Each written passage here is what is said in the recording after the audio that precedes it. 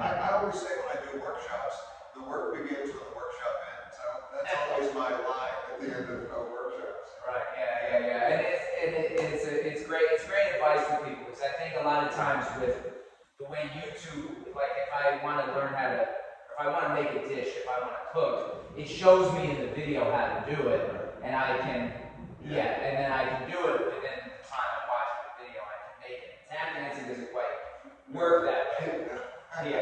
So the thing that always comes to mind when I watch you dance, and it came up again while I was watching you teach this, is just the incredible efficiency within which they can dance, and you deploy nothing extra. There's nothing, it doesn't seem, at least from an outsider's perspective, to have anything more than is what is necessary to execute exactly what it is that you're doing. And I guess my curiosity about that is that just a sheer number of repetitions of the practice, or is there a particular philosophy or advice that you have for folks? It's practicing that principle all the time. I decided I was really going to be, Stan Kahn actually started this, in his work. I decided I was really going to be a purist about using the technique so that people are calling it relaxed technique, I never called it relaxed technique because I think that all technique should be relaxed, right? Violin, piano, all technique should be efficient. Right. That's what that means.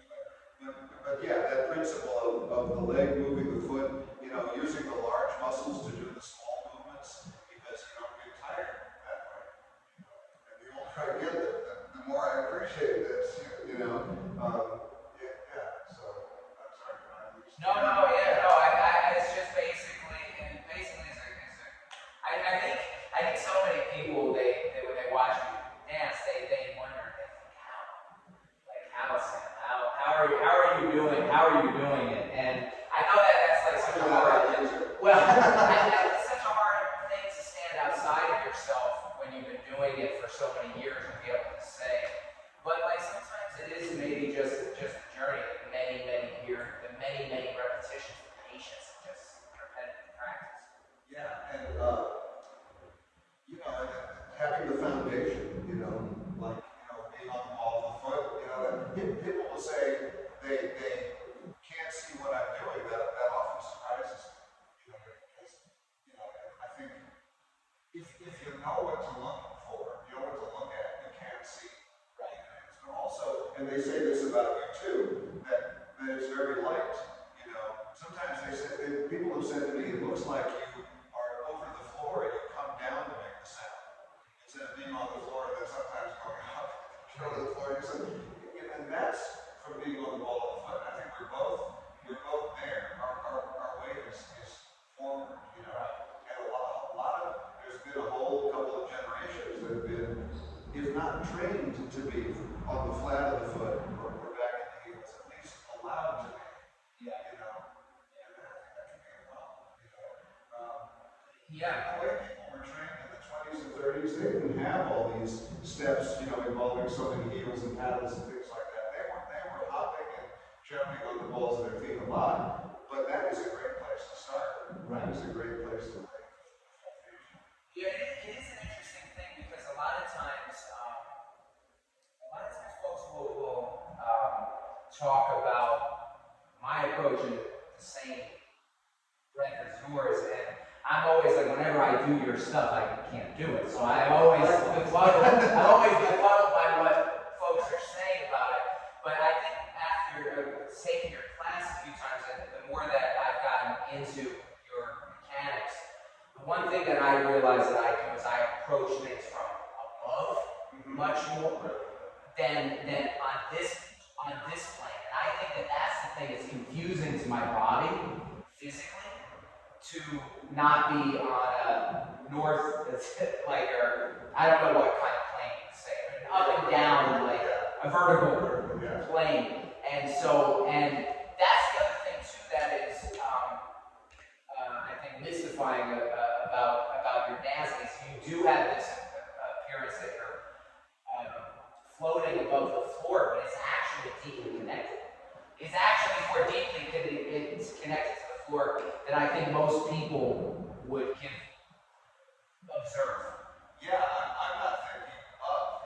Right. I'm thinking every step drops down into the floor. You know what I mean? It's right. You're dropping your weight. Right. No, you're dropping it forward. You're dropping it on the ball of the foot. You're not dropping it back on your heels.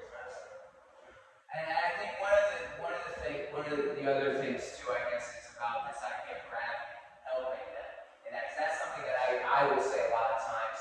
Be like, if gravity can do the work, then your muscles should. To get your muscles out of the way of the process.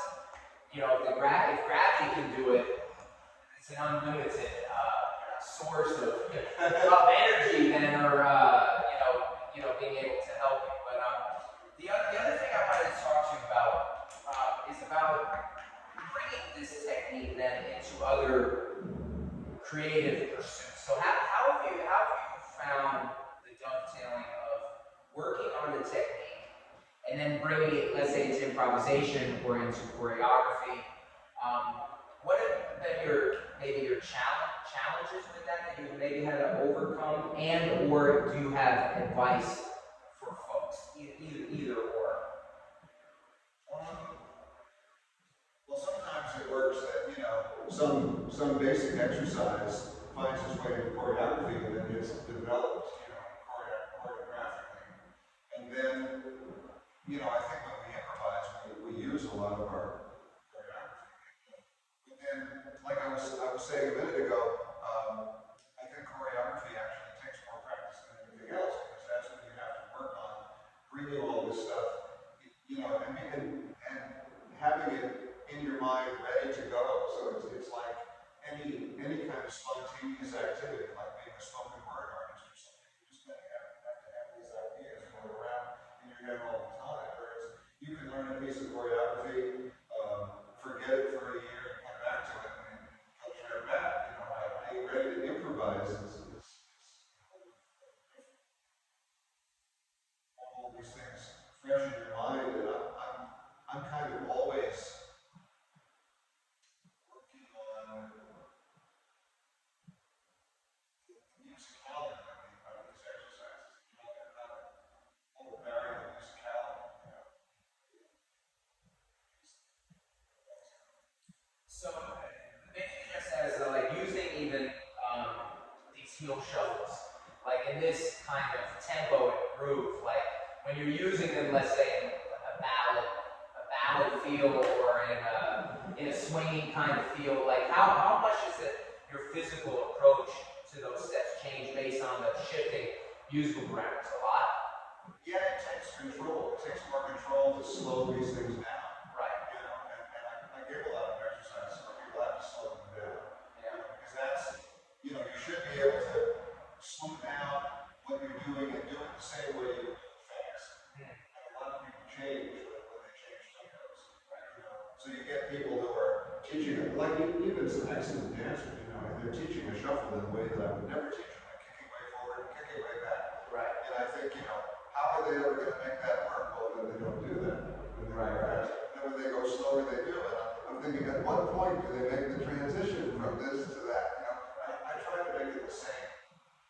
When it's slow, it's the same. It's that same action, and you find out how to control it slowly. And then you can do it fast, and it's always the same thing. Yeah. And you're saying for you, control happens from the knee up, right? Pretty much. Yeah. And then everything below it is completely relaxed. Yeah. You think about, in fact, a lot of tap dancers do this. You think about, let's say you ask a drummer to play something really fast. It looks like this. Then you say, play that slowly as you can. It still looks like this. But with tap dancers, all of a sudden they're brushing way up in the air. They're, taking these big, huge steps. Right. And they don't do it the same way. That's interesting. Like watch a pianist play fast and slow. It's the same thing. Watch violinists play fast and slow. It's the same thing. Tap dancers, all of a sudden the movement gets huge in a way that they could never do it fast. Right. That's interesting. Yeah, that's fascinating. Yeah. One other thing I heard, I was wondering if this was true, because I had heard somebody say this recently.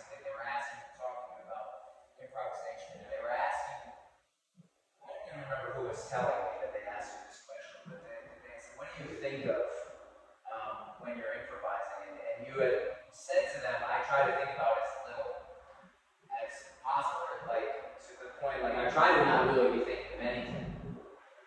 Yeah, I mean, you know, one thing I've said to people is that neuroscientists haven't figured out how an impulse in your brain gets translated into words in a sentence. They haven't figured that out. Right. So how does an impulse in your brain, in response to music, come out as a step? It's a pretty complicated process. Right. You know, you just, you have this vocabulary that you learn, that you practice for years.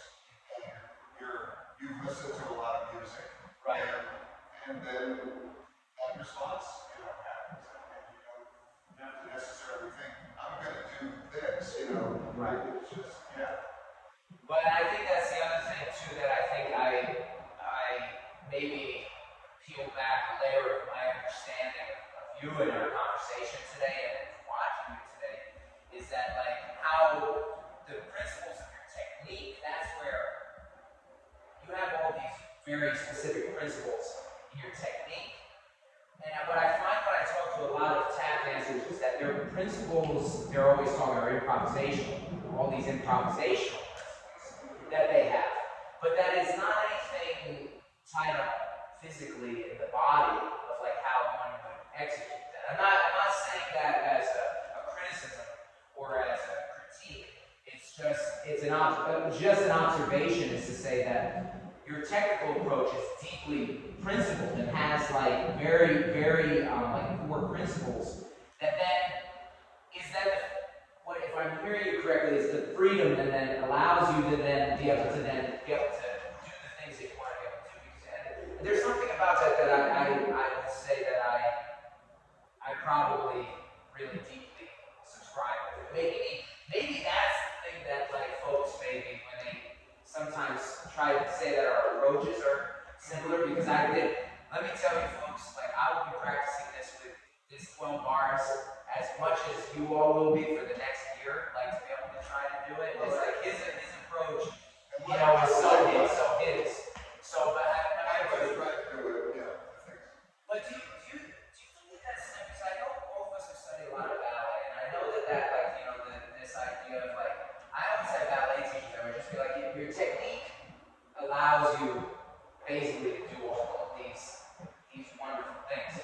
I mean, I always kind of thought that it maybe does come from that a little bit, that like you do these exercises in this very regimented kind of way, it will develop you as a dancer to be able to then do the things artistically that you want to do. I mean, is that an approach that is valid for tap dancers, would you say? I think so. And you know, speaking of ballet, my teacher really encouraged all of us to take ballet, to take jazz and other things, but he didn't wait for that to come over to our tactics. He put the ballet into our tactics by the way he taught movement and the way he taught quarter rock tactics. And I don't mean that it looked like classical ballet, I don't mean anything like that, but people would say to me, before I took my first ballet lesson, they would say, you look like you had a lot of ballet training. And it's just because of the way Stan. Right. Yeah, because, you know, it won't just transfer over by itself. Right. I've seen people who are excellent ballet dancers and you would never know it to see the tactics.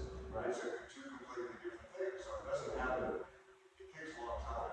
Right. So he made that happen. And I think you kind of have to make a concerted effort, you know, to feel the total body movement, you know, not isolating your feet or one part of the body, but feeling the body.